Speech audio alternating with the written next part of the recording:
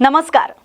आजचा दिवस आहे अभिमानाचा, संघर्षाचा आणि कष्टाचा सन्मान करणारा 1 मे।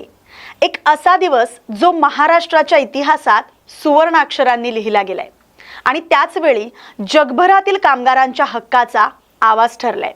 म्हणूनच आजच्या या विशेष कार्यक्रमात आपण जाणून घेणार आहोत महाराष्ट्र दिनाचं ऐतिहासिक महत्त्व, संयुक्त महाराष्ट्र चळवळीचा संघर्ष आणि आंतरराष्ट्रीय कामगार दिनामागची प्रेरणादायी कथा।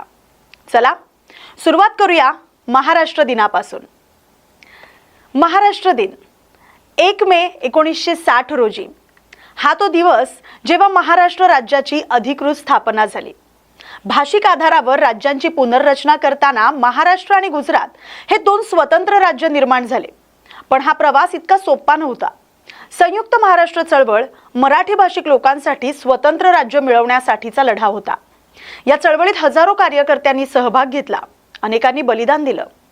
मुंबईसह मराठी भाषिक भाग एकत्र करून महाराष्ट्र राज्य व्हावं ही जनतेची मागणी होती आणि अखेर 1 मे 1960 रोजी ही मागणी पूर्ण झाली। हा फक्त राज्य निर्मितीचा दिवस नाही, तर मराठी अस्मिता, संस्कृती आणि स्वाभिमानाचा विजय आहे।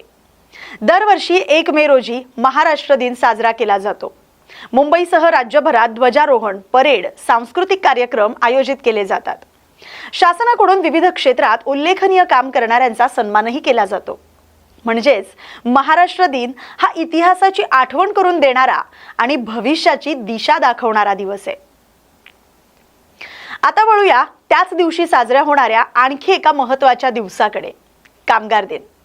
आंतरराष्ट्रीय कामगार दिन जगभरात 1 मे रोजी साजरा केला जाणारा हा दिवस कामगारांच्या हक्कासाठी, त्यांच्या कष्टाचा सन्मान करण्यासाठी समर्पित आहे।